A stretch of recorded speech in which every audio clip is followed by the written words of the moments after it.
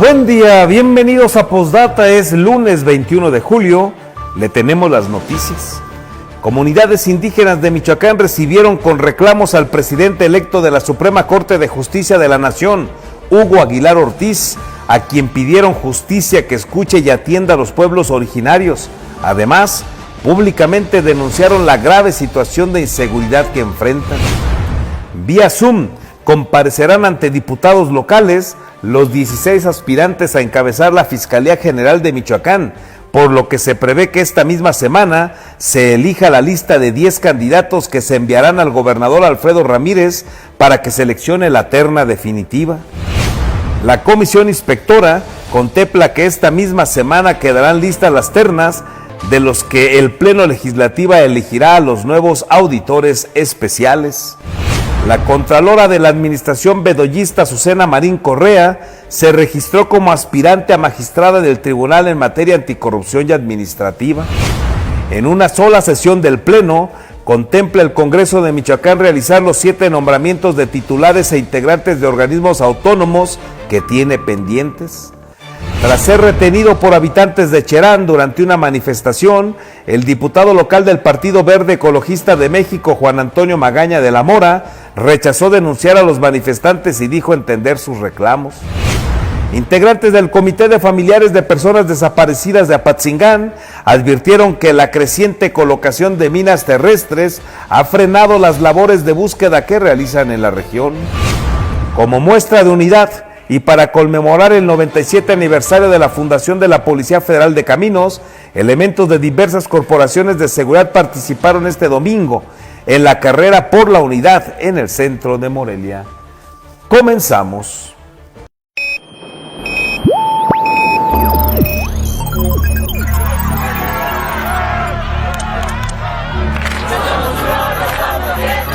America will again. Alerta.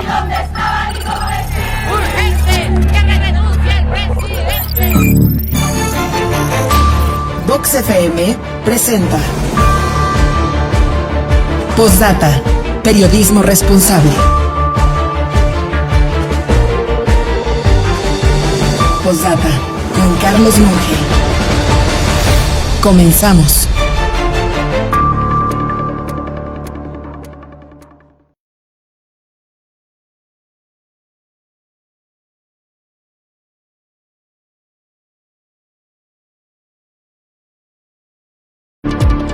Buen día, gracias por estar con nosotros, qué gusto saludarle en esta mañana de lunes. Es lunes, es 21 de julio, le invito a que se quede con nosotros, le recuerdo que somos Postdata, hacemos periodismo responsable y estamos con usted a través de la señal de Vox en el 103.3 de su FM. Ya estamos listos también en la plataforma Facebook. En este caso tenemos el noticiario tipo televisión y nos encuentra como postdata.news. Estamos ahí a la orden.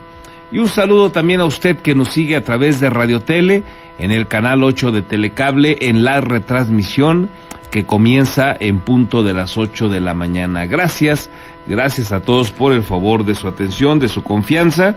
Déjeme decirle que en esta mañana de lunes nos reporta el meteorológico que prevalece en el país un monzón mexicano con una onda tropical, la número 13, y canales de baja presión. Esto está generando pues una temperatura fresca en las mañanas y se están también pronosticando lluvias, sobre todo en la región norte del país, Sonora, Chihuahua, Zacatecas. En el caso estricto de Michoacán, en este momento la temperatura está en los 13 grados, nos dice el meteorológico que será un día nublado y de momento para Morelia, para lo que serán las siguientes horas, no se tienen consideradas lluvias. Así pinta este lunes 21 de julio.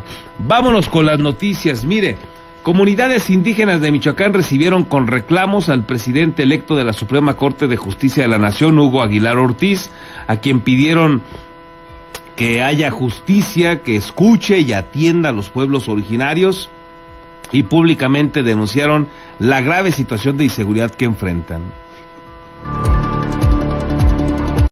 en el marco del foro Empoderamiento del Gobierno Comunal a través del Cuarto Orden de Gobierno, realizado en el municipio de Pátzcuaro. Comunidades indígenas de Michoacán hicieron un llamado directo al presidente electo de la Suprema Corte de Justicia de la Nación, Hugo Aguilar Ortiz, quien asumirá el cargo el próximo 1 de septiembre, a quien exigieron una justicia que escuche, atienda y reconozca los derechos de los pueblos originarios.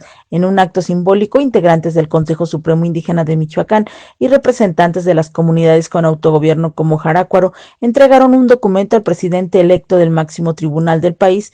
El vocero del Consejo, Pavel Ulianov Macario, expresó que quieren una Suprema Corte que escuche y vea a los pueblos indígenas. En este documento básicamente lo que nosotros queremos es decirles que ya no queremos una Suprema Corte de Justicia de la Nación que no escuche, que no atienda, que no vea a los pueblos indígenas. Sabemos cuál es su perfil, sabemos de dónde viene, sabemos que conoce los derechos de los pueblos indígenas y queremos pedirle de su apoyo para que pues esta comunidad de Jarácuaro que pueda llevar a buen término la controversia.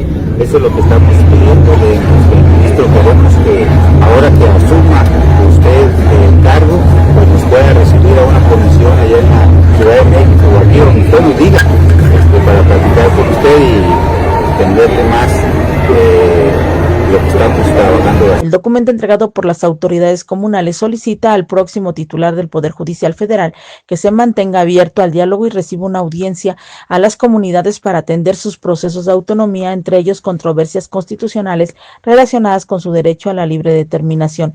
Durante el encuentro, el presidente electo de la Suprema Corte respondió con apertura a las demandas, reconoció que hay al menos 3 controversias pendientes relacionadas con comunidades indígenas de Michoacán y ofreció entablar un diálogo formal una vez que asuma el cargo. Vamos a iniciar una nueva etapa de la Corte, una etapa en donde la Corte tiene el deber de escuchar y resolver injusticias, y sobre todo para quienes han estado excluidos del sistema de justicia. Entonces cuenten con la apertura, con la posibilidad de diálogo y vamos a encontrar una solución favorable a pues lo que han venido trabajando aquí en Michoacán. No obstante, el foro también fue escenario de una protesta simbólica del Frente por la Autonomía de Consejos y Comunidades Indígenas, encabezados por Orlando Aragón. Sin estar contemplados en el programa, diversos representantes tomaron el micrófono para denunciar abuso, simulación gubernamental e inseguridad en sus territorios.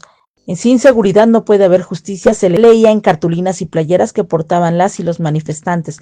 Señalaron que la autonomía va más allá del presupuesto, implica acceso a salud, educación, vivienda y sobre todo condiciones mínimas de seguridad. En su intervención, el vocero del Frente acusó al gobierno estatal de premiar al actual fiscal con 3 notarías pese a los señalamientos que dijo deberían tenerlo en prisión. En diversas cartulinas y playeras que portaban integrantes del Frente, señalaron que sin seguridad no puede haber justicia y realizaron una especie de toma simbólica del evento, cuestionando que la autonomía no solo es el presupuesto, sino también la seguridad, la educación, la salud y vivienda.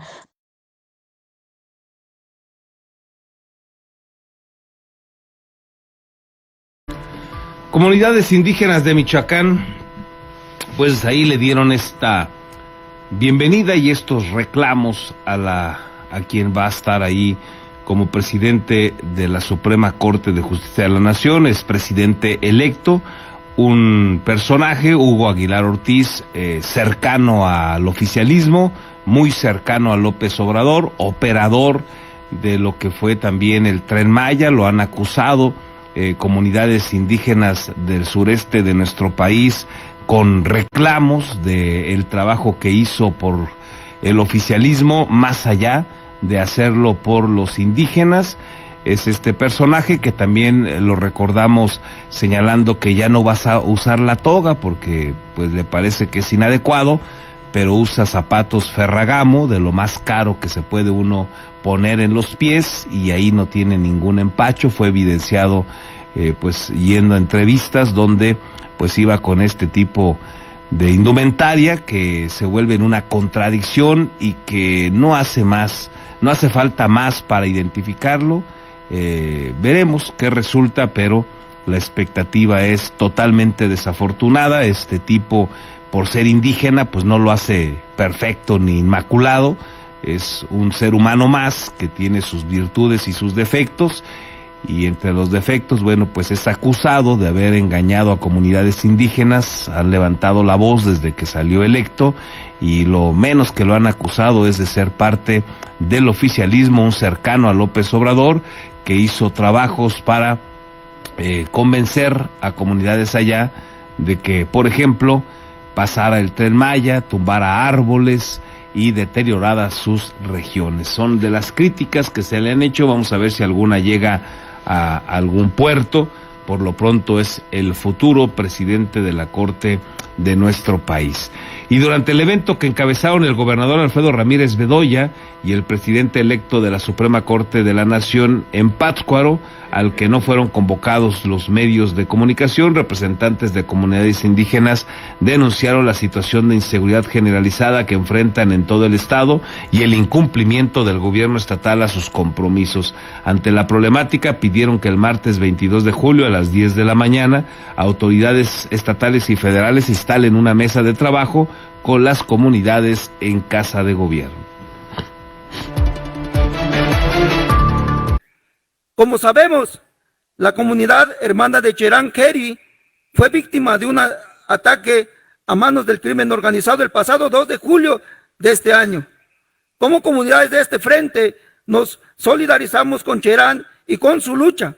Asimismo, aquí queremos exponer que no es solo esta comunidad la que ha sido víctima de la inseguridad.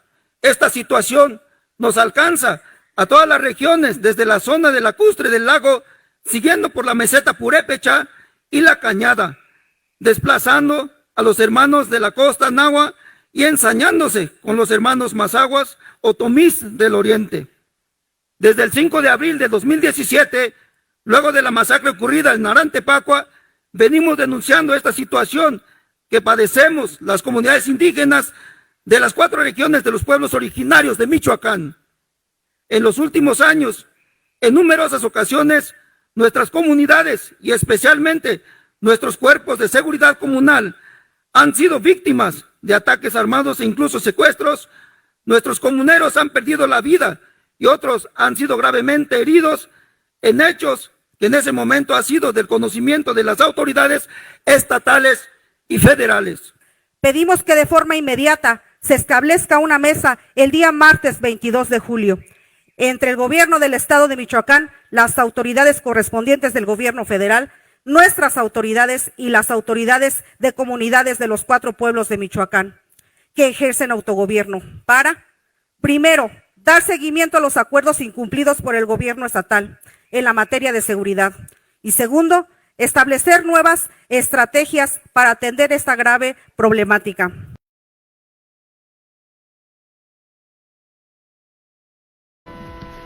Bueno, pues ahí los reclamos, las exigencias de estos representantes indígenas. Quieren hablar con el gobierno de Michoacán, quieren que se les reciba mañana martes a las 10 de la mañana en Casa de Gobierno.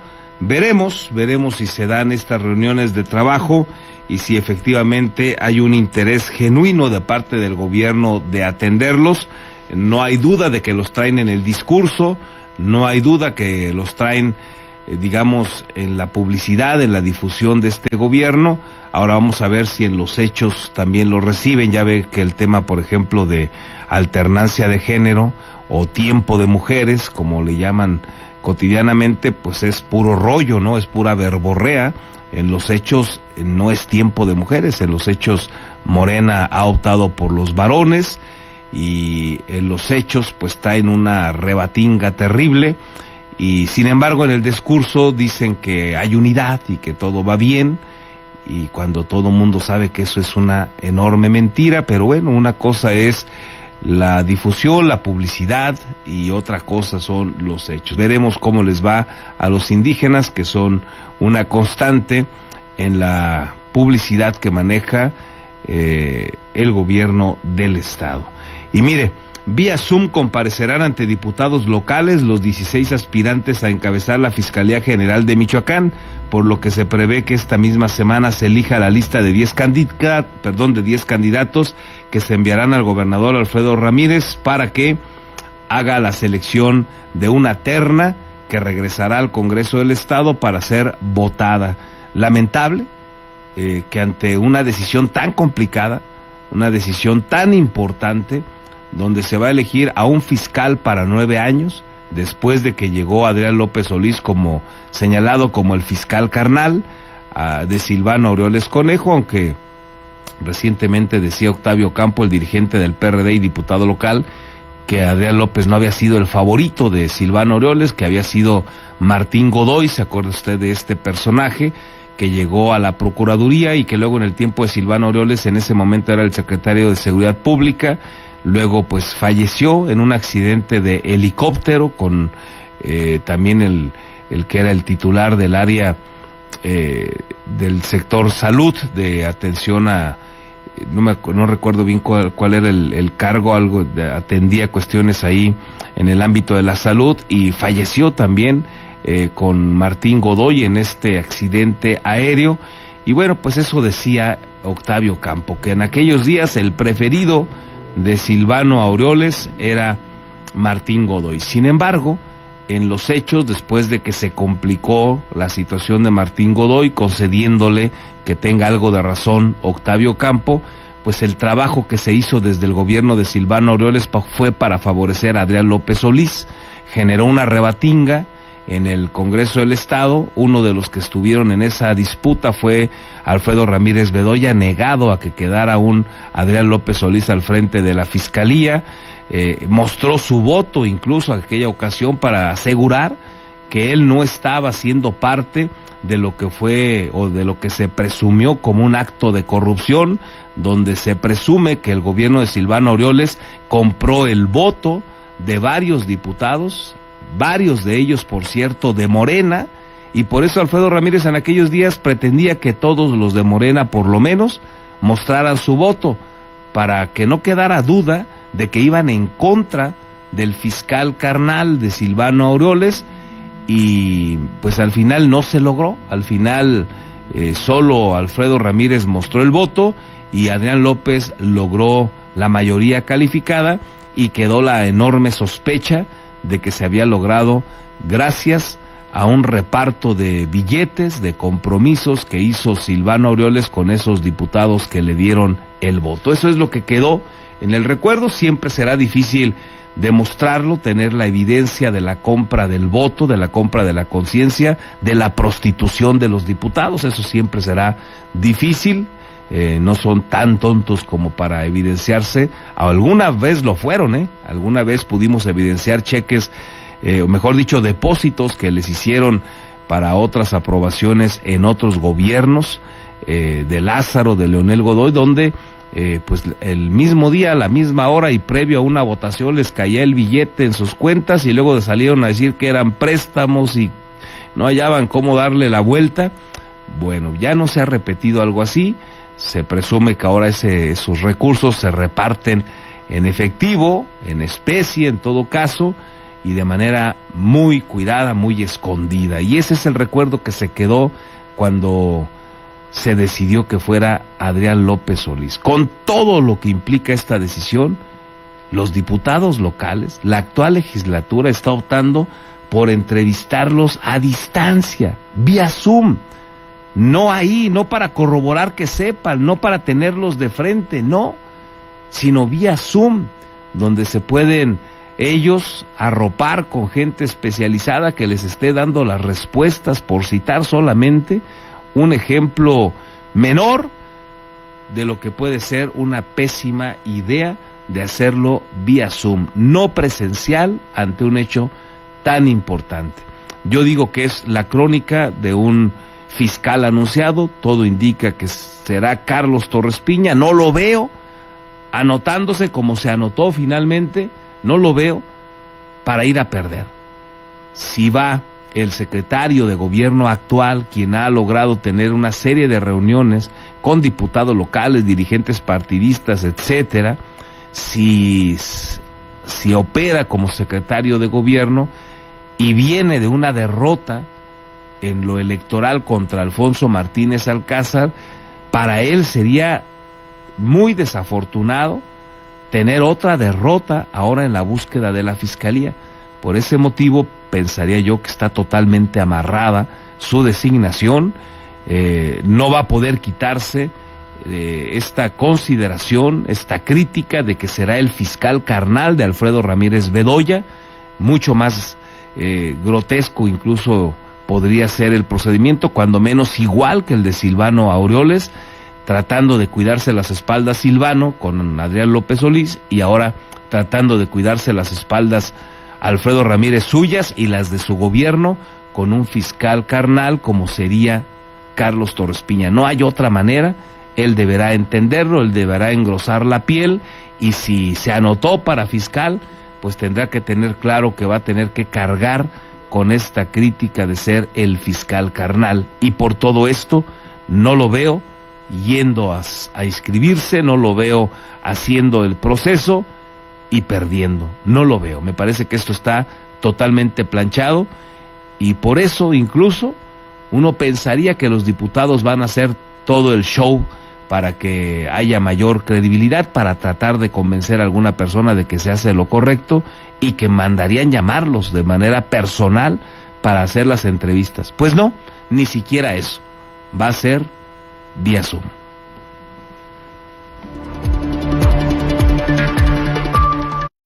Este lunes 21 de julio, a partir de las 12 horas, comparecerán ante integrantes de la Comisión de Justicia del Congreso de Michoacán los 16 aspirantes a convertirse en el segundo fiscal en la historia del Estado, luego de que Adrián López Solís renunció al cargo con efectos legales a partir del 20 de agosto. Los integrantes de la comisión y el resto de los legisladores locales interesados han sido convocados a presentarse en el Salón de Recepciones de Palacio Legislativo, mientras que los aspirantes harán sus exposiciones y serán cuestionados a distancia. A través de una circular firmada por la presidenta de la Comisión Dictaminadora, Anabet Franco Carrizales, se informó que las comparecencias serán transmitidas en vivo a través de las redes sociales del Congreso del Estado para dar la máxima publicidad al tema. En tanto, integrantes de la Comisión de Justicia también informaron que todos los aspirantes estarán a distancia a través de la plataforma Zoom. Entre los aspirantes se encuentran al menos otros 4 funcionarios que no renunciaron al cargo para participar en el proceso de selección: Carlos Torres Piña, actual secretario de Gobierno de Michoacán; Mauricio Wilfrido Cruz Navarrete, magistrado de la Tercera Sala Penal del Tribunal de Justicia de Michoacán; Josué Salvador Ortiz Sánchez, magistrado de la Sexta Sala Penal del Tribunal de Justicia del Estado; y Alejandro Baldovino Santana, agente del Ministerio Público de la Fiscalía General del Estado. El resto de los aspirantes son Yarinitzin y Reséndiz Camacho, Ulises Chávez Puga, Sonia Patricia Sombrerero Beltrán, Froilán Muñoz Alvarado, Tomás González Jurado, José Ismael Cervantes Rodríguez, Eduardo Martínez Altamirano, Ciro Jaime Cienfuegos, Luis Fernando Guzmán Sámano, Higinio Rivera Romero, Salvador Sánchez Suárez, Juan Carlos Murguía Zavala. Tras la comparecencia, los integrantes de la Comisión de Justicia elegirán una lista de 10 aspirantes que se someterán a la votación del Pleno y se enviarán luego al gobernador Alfredo Ramírez Bedoya, que elegirá la terna de la que los legisladores designarán al próximo fiscal de Michoacán por mayoría absoluta. Con la edición de Víctor Jaramillo, reportó para Postdata Verónica García. Tras la comparecencia y examen escrito que realizaron los 15 aspirantes, a partir de este lunes también los integrantes de la comisión inspectora analizarían los elementos a su alcance e integrarán las ternas para que el Pleno Legislativo elija a los nuevos auditores especiales de normatividad y fiscalización estatal, así como fiscalización municipal. El presidente de la comisión dictaminadora, Baltasar Gaona García, rechazó que pueda existir presión o recomendaciones a favor de quienes buscan ocupar esas posiciones dentro de la Auditoría Superior de Michoacán. Y el lunes empezamos ya a tratar de consensar cómo van a quedar las ternas en cada uno de los cargos, y yo creo que ya podremos tener el dictamen más o menos el miércoles, jueves de la siguiente semana. No, realmente ninguna. Digo, nosotros tenemos que evaluar a los 3 mejores calificados y es lo que vamos a hacer. Ya el tema de la designación es un tema del Pleno de los 40 diputados. No hemos recibido alguna presión por favorecer a alguien. Esto ha sido totalmente abierto.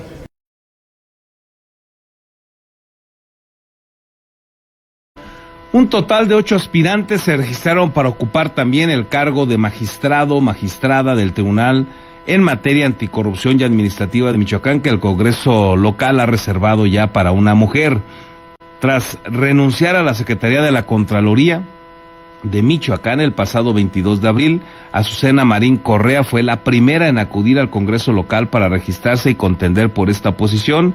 También se registraron Rebeca Vitela Vega, Saidet Guadalupe Carranza García, Citlali Vianey Suárez Farfán, Mara Pacheco Díaz, Paulina Cuoto Córdoba, Edlín Saraí Rodríguez Ochoa y Marlene Díaz León. Tras cerrar el registro, los integrantes de la Comisión de Justicia llamarán a comparecer a los aspirantes, aunque en la convocatoria se precisa que puede ser también de manera virtual.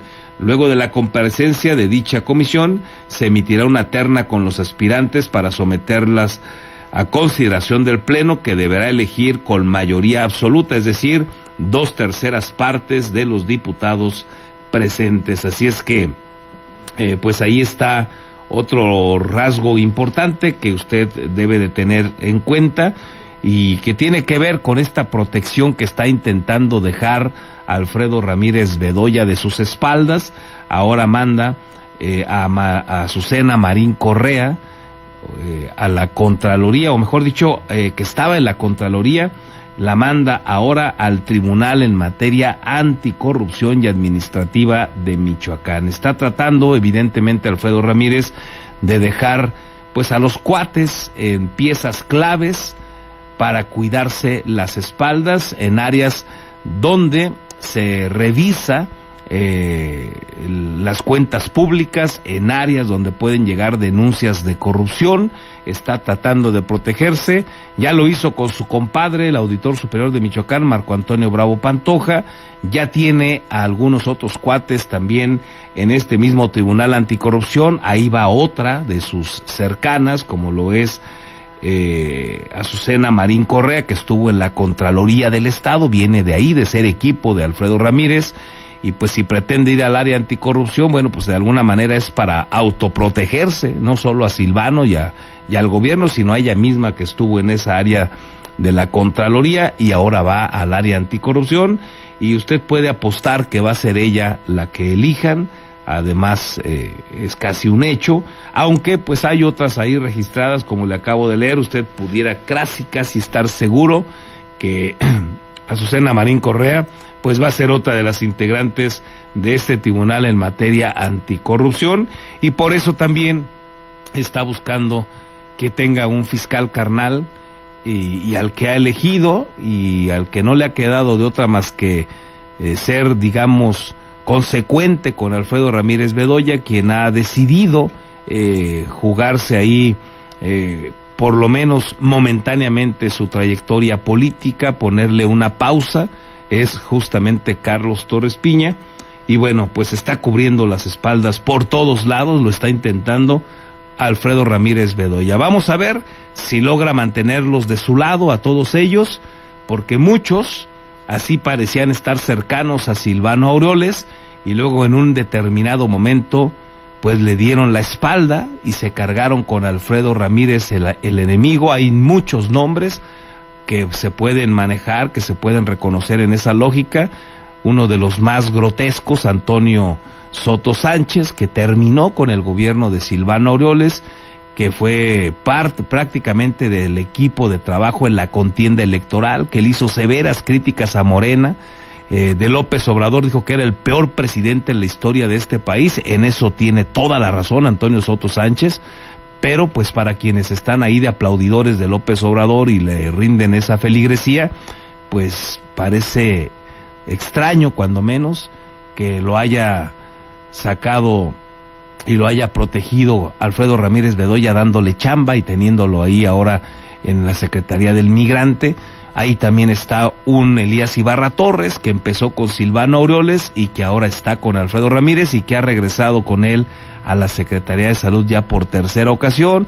Y ahí están N cantidad de nombres. La actual secretaria de Educación, Gabriela Molina, que le fue mal en la administración de Silvano Aureoles, estuvo ahí en el sistema michoacano, le fue muy mal, salió por la puerta trasera, pero bueno, ahora se ha reinventado ahí con Alfredo Ramírez Bedoya, y así muchos, que vamos a ver si en el caso de Alfredo, pasado unos meses, cuando deje el poder, pues no le dan la espalda como se la dieron a Silvano Aureoles. Veremos, porque al final son los mismos, son más o menos los mismos que estaban en aquellos días en el PRD y hoy están en Morena. En una sola sesión del Pleno se contempla del Pleno del Congreso de Michoacán se contempla que vayan a realizar 7 nombramientos de titulares e integrantes de organismos autónomos que tienen pendientes. El Congreso de Michoacán prevé desahogar en una sola sesión extraordinaria del Pleno, que calculan se realizará el 29 o el 30 de julio, los nombramientos de 7 titulares de integrantes de órganos autónomos que están pendientes.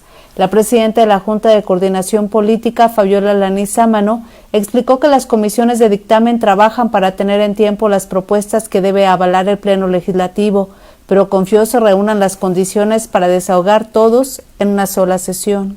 Eso pensamos, si fuera necesario haríamos 2, pero estamos en condiciones de hacerlo en una, porque hemos cubierto todos los procesos, hemos tratado de ser impecables en la emisión de convocatorias, por ejemplo, va a haber comparecencia entre el viernes y el lunes de quienes aspiren a dirigir la Fiscalía.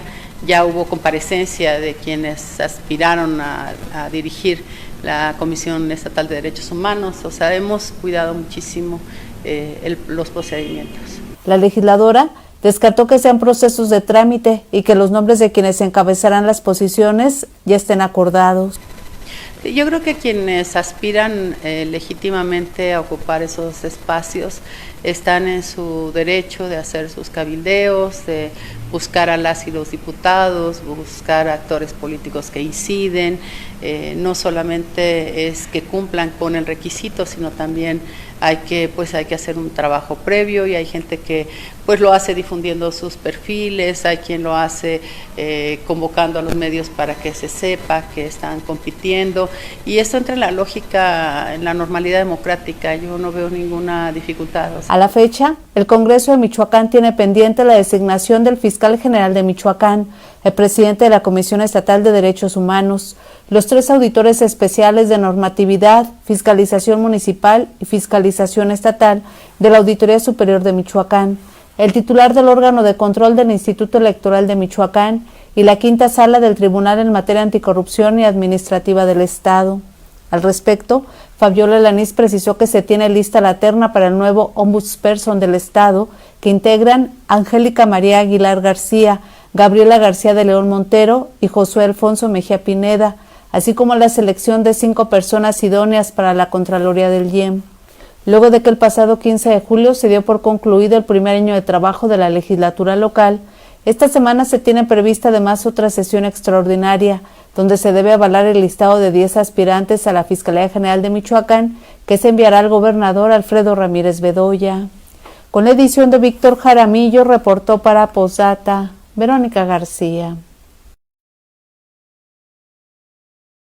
Y a solo 3 días de registrarse como aspirante a encabezar la Fiscalía de Michoacán, el secretario de Gobierno, Carlos Torres Piña, encabezó la inauguración de la exposición de la primera Constitución del Estado al cumplirse 200 años de su promulgación.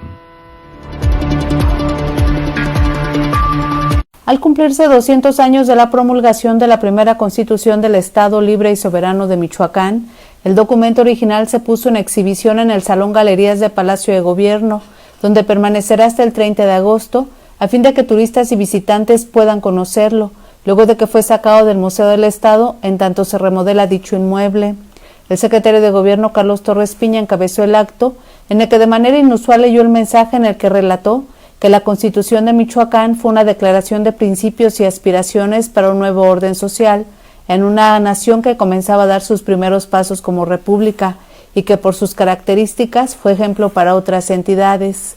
Detalló que la Constitución fijó el derecho a la propiedad privada y sentó las bases para la organización de los municipios, previendo las elecciones para los ayuntamientos, pero estaba limitada ya que no reconocía los derechos de mujeres y de los indígenas. A pesar de su importancia y el alcance democrático de esa Constitución, también hay que reconocer que era limitada, porque solo los varones con propiedades y posición económica podían ejercer los derechos políticos. Quedaban excluidos los sectores más vulnerables, en particular los pueblos originarios, los pueblos indígenas, que pese a constituir una parte fundamental de la entidad y de la identidad cultural de Michoacán, no fueron tomados en cuenta en la toma de decisiones. A 3 días de su registro como aspirante a la Fiscalía Estatal, Torres Piña llamó a la unidad, a que se promueva el respeto al Estado de Derecho y a que la justicia no se vea como un privilegio. En esta conmemoración bicentenaria hacemos un llamado a la unidad, a que desde cada trinchera en la que estemos seamos actores del servicio público con honestidad, con transparencia, el respaldo y apoyo a la educación, al campo, por supuesto el acompañamiento de la iniciativa privada, el respeto y acompañamiento, por supuesto, a las comunidades originarias, y que sigamos promoviendo el respeto al Estado de Derecho. La secretaria de Cultura, Tamara Sosa Alanis, informó que el ejemplar se encuentra bajo resguardo de la dependencia y tras su exhibición en Palacio de Gobierno se trasladará a la casa natal de Morelos, donde será digitalizada para que se pueda consultar en cualquier momento. Con la edición de Víctor Jaramillo, reportó para Postdata Verónica García.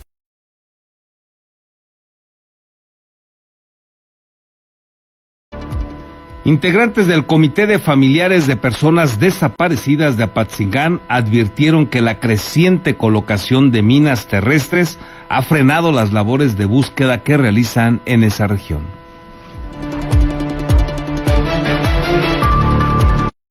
La creciente colocación de minas terrestres en la región de Tierra Caliente ha frenado las labores de búsqueda de personas desaparecidas, advirtió la representación en Apatzingán del Comité de Familiares de Personas Detenidas Desaparecidas en México, COFADEM, alzando voces. Integrantes del colectivo explicaron que el trabajo que se realizaba en coordinación con la Fiscalía General del Estado y la Comisión Estatal de Búsqueda ha sido suspendido en varias zonas por el temor fundado a estos artefactos explosivos.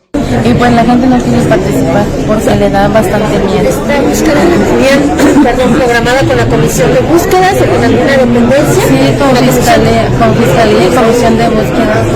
Por el tema de las minas. Por el tema de las minas y por el tema de que las acosan,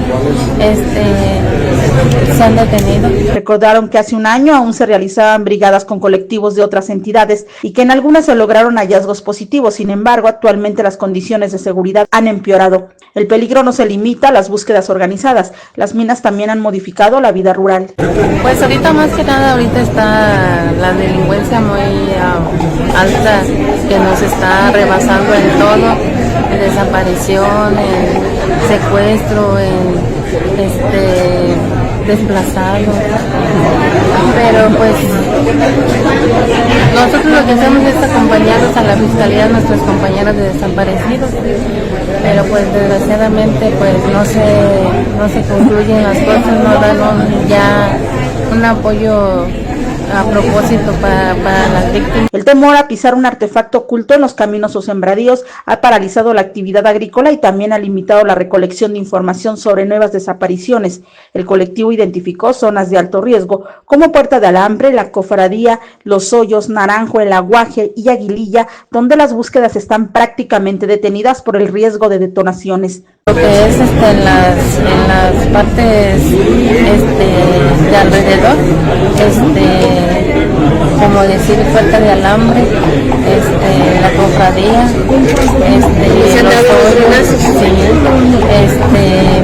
tenemos una búsqueda también programada de una compañera para el lado de Gualcomar, ¿cómo se llama La Urbana, El Aguaje. Aguililla. Además de las minas, integrantes de COFADEM denunciaron la intimidación por parte de autoridades cuando las familias intentan denunciar una desaparición. A pesar de estas condiciones, la representación de COFADEM en Apaxingán continúa acompañando familiares para levantar denuncias, solicitar pruebas genéticas y, en los casos posibles, participar en acciones de búsqueda. Sin embargo, advierten que el miedo, la violencia y la impunidad están dejando a cientos de personas desaparecidas sin justicia ni localización.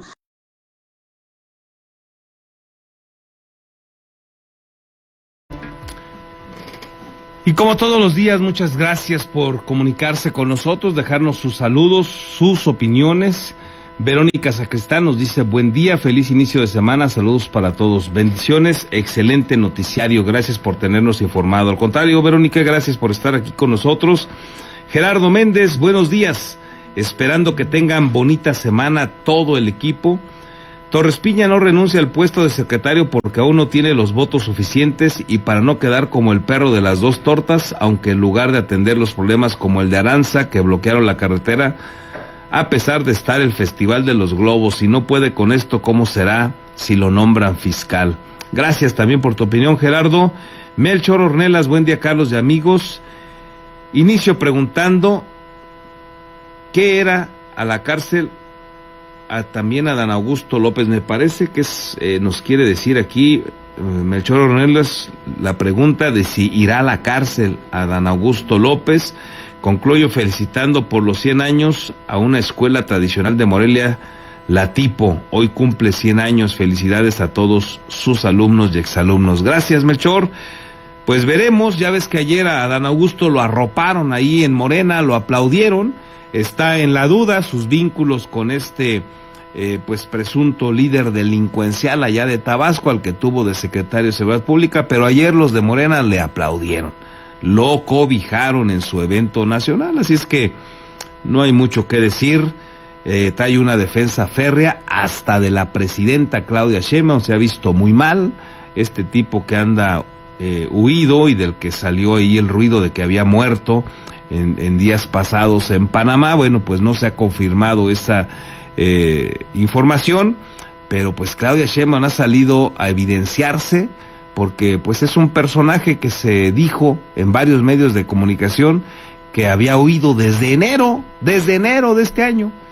Y bueno, pues apenas el gobierno de Morena y las autoridades competentes están viendo qué pasa con él, y pese a que ellos, como López Obrador, han dicho que el que está al frente de un gobierno se entera de todo y sabe lo que pasa con sus funcionarios, eso decían cuando acusaban a García Luna y querían comprometer a Felipe Calderón en esa presunta relación que tuvo también de complicidad, dicen ellos, Felipe Calderón con su entonces secretario de Seguridad, García Luna. Dice, ¿cómo es posible que no se haya enterado, no? La dirigente nacional hoy de Morena, Luisa María Alcalde, fue durísima en sus críticas en el Congreso de la Unión, señalando que o era muy tonto Felipe Calderón por no darse cuenta, o era parte también de esta situación, y así hablaban en aquellos días de Felipe Calderón. Ahora que es al revés, ahora que los que no se dan cuenta son López Obrador con el fraude, por ejemplo, que se hizo durante su gobierno, donde robaron miles de millones de pesos, o como ahora que sucede con Adán Augusto López y su secretario de Seguridad, pues ahora los defienden, y ahora sí es creíble que no se hayan enterado, que no sepan nada de las presuntas situaciones irregulares. Y no solo eso, sino hasta les aplauden, como le aplaudieron ayer a Adán Augusto, que estuvo varios días desaparecidos. Veremos qué pasa, mi estimado Melchor, pero pues son los tiempos estelares de la 4T, y pues al final, si se puede evidenciar alguna situación irregular de Adán Augusto López, ¿no? que la lógica que ellos manejaron antes con Felipe Calderón indicaría que sí. Bueno, pues ahora a él lo cobijan en medio de aplausos. ¿Qué tal? Lila Rosales, muy buenos días, sensacional lunes y excelente semana para todos. Buenos días, también nos deja a todos saludos Eliseo Carlos Ramírez, gracias Eliseo. César Borgi nos dice: buen día, Carlos, excelente semana para ti, todo de tu equipo. ¿Habrá este año la carrera de box? Abrazo. Déjame verlo con Jaime López. Fíjate que Jaime es el que nos convoca a esta carrera atlética, hay que preguntarle, déjame verlo. Regularmente nos tenía acostumbrados a hacerlo, creo que sí, en este mes de julio, si no mal recuerdo, pero bueno, ahora le preguntaremos, que podamos platicar con Jaime López a ver qué nos dice, y por supuesto que les mantengo al tanto. Déjenme informarles también que una nota que pues ha causado revuelo en las últimas horas, la dio a conocer, la leí por lo menos yo en Cuadratín, y decía que pues ya no estaba en la representación de lo que es la Secretaría de Gobierno en Michoacán, o mejor dicho, la Secretaría de Gobernación en Michoacán, pues que ya habían quitado a Humberto Arronis, y pues no duró ni 6 meses, así de grave la situación. Entró en febrero de este año, si no mal recuerdo, y ya no está despachando el jarocho, como también se le conoce, en la delegación de la Secretaría de Gobernación. Es la nota que publicó Cuadratín, firmada por Juan Pacheco. Un saludo, por supuesto, a Juanito Pacheco, que anda por ahí todos los días en la chamba. Y bueno, también la ha manejado ya La Voz de Michoacán, que La Voz de Michoacán no solamente señala el caso de Humberto Arronis, sino también de Sergio Muro, que estaba despachando en la delegación del Infonavit. El más, digamos, lo más destacado es este revés a Humberto Arronis, porque, bueno, pues se presume como uno de los cercanos de Raúl Morón Orozco, y una destitución de esta naturaleza pues causa cualquier cantidad de elucubraciones, ¿no? Un revés a Raúl Morón desde la Presidencia de México, por lo menos desde la Secretaría de Gobernación. Puede ser un revés, o puede ser que se dieron cuenta, como muchos ya sabemos, que Humberto Arronis es un pésimo funcionario. Lo dejó Raúl Morón a cargo de la alcaldía de Morelia, y se despachó ahí con sus integrantes del Cabildo y varios funcionarios un bono, que porque habían atendido los temas de la pandemia, imagínese usted. Fue muy criticado eso, él dijo que ya lo había regresado, algún otro regidor dijo que también, pero al final se lo repartieron, agarraron el billete, y hoy sabe Dios si lo regresaron efectivamente o no. Ya es un tema que no ha fluido. Y luego el otro asunto es que desaparecieron toda la información que tenían del Ayuntamiento de Morelia. Salieron con la terrible de que los habían hackeado justo cuando ya se iban, y entonces no hicieron prácticamente nada de entrega-recepción con el gobierno de Alfonso Martínez. De ese tamaño, lo que deja unas enormes sospechas de corrupción y malos manejos, y pese a eso, Raúl Morón lo mantiene cerca a Humberto Arronis, y pese a eso se presume que le buscó la chamba en la delegación de la Secretaría de Gobernación, y hoy lo están quitando. Y puede ser que nada más se dieron cuenta que es muy malo como funcionario, o puede ser que haya un revés implícito para Raúl Morón Orozco. Ahí se queda eso en el debate, para que usted lo tenga en cuenta. Ya no despacha Humberto Arronis como responsable de la delegación en la Secretaría de Gobernación de Michoacán. Veremos con el paso de los días si también califica como un revés a Raúl Morón desde la Federación. Y finalmente, déjeme invitarle, si a usted le gusta la comida italiana, déjeme invitarle a que vaya y conozca Lievitum, que acaba de abrir, acaba de ponerse a funcionar. Tuve la oportunidad de ir este fin de semana, me regalaron 10 descuentos de 20% para quienes les guste la comida italiana, y en específico la pizza, que es su especialidad. Ellos están ubicados en Aquiles Cerdán, esquina con Revolución, ahí muy cerca de las Tarascas. Lievitum, la verdad es que está riquísimo.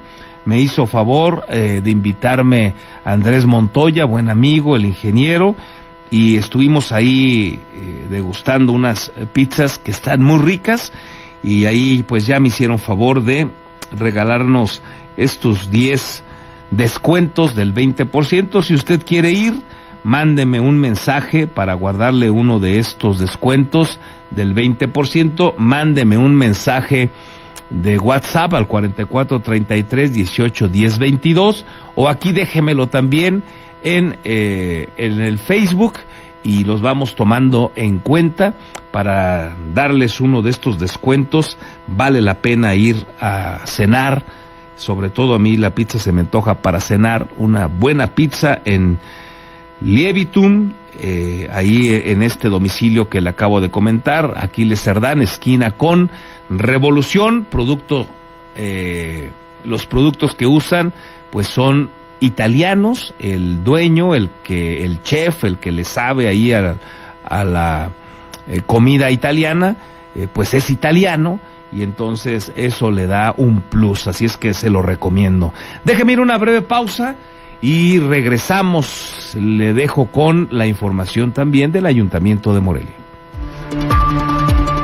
Participación de empresas, ciudadanía y voluntariado, el gobierno del presidente municipal Alfonso Martínez Alcázar realizó una jornada de reforestación en el Parque Lineal Bicentenario, como parte de su estrategia para recuperar los espacios verdes de Morelia. El DIF Morelia que preside Paola Delgadillo Hernández concluyó el ciclo escolar de los centros de asistencia infantil comunitarios, donde niñas y niños recibieron formación preescolar bajo el moderno enfoque Montessori. El secretario del ayuntamiento, Yankel Benítez Silva, continúa promoviendo la prevención y capacitación de las y los morelianos, con la entrega de mochilas de emergencia a vecinos de diversas colonias de la capital. Con el firme compromiso de establecer vínculos de colaboración, el director general de OAPAS, Adolfo Torres Ramírez, revisó con autoridades de otros niveles de gobierno los proyectos de infraestructura hidráulica que impactan en la ciudad. Ayuntamiento de Morelia. Juntos brilla más.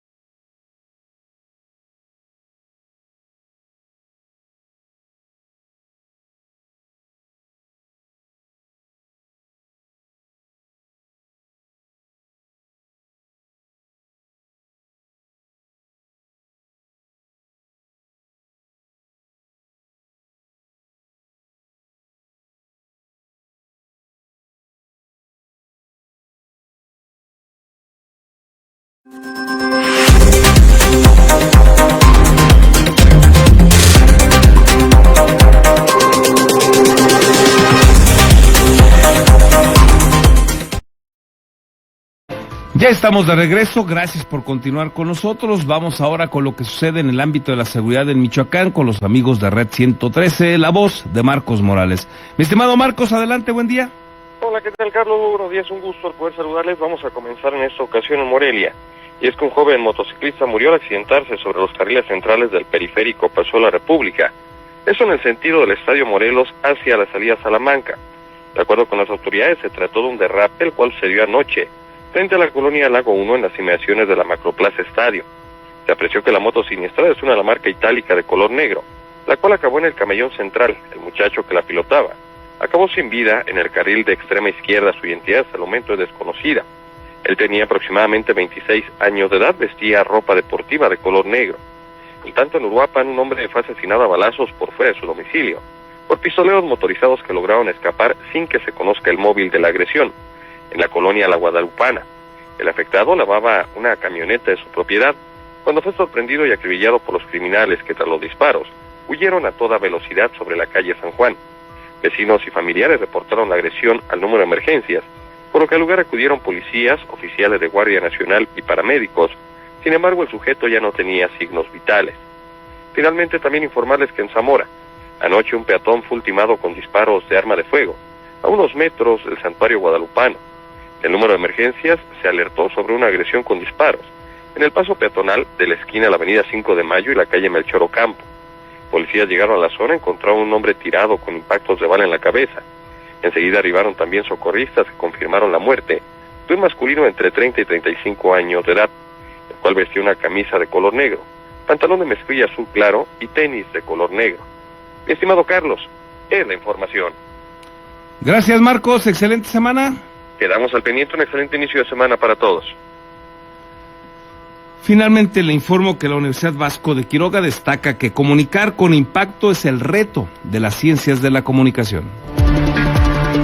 Ciencias de la Comunicación, UVAC. Para el año 2030, las industrias culturales y creativas serán uno de los sectores con más crecimiento, lo que aumenta la importancia de las ciencias de la comunicación para el desarrollo económico, social y cultural, señala la Organización de las Naciones Unidas para la Educación, la Ciencia y la Cultura.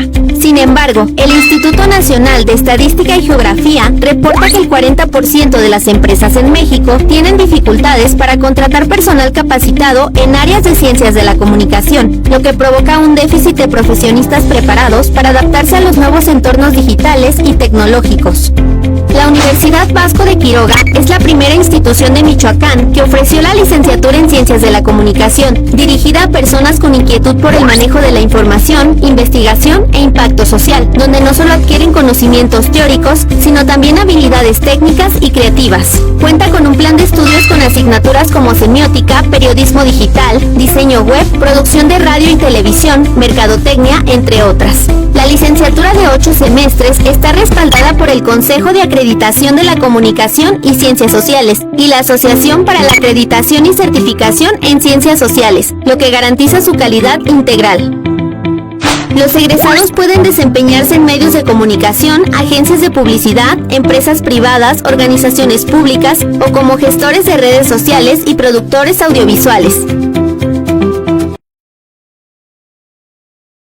Con esta información llegamos a la parte final. Muchísimas gracias por habernos acompañado. Que tenga usted una excelente, productiva semana. Pásela de lujo.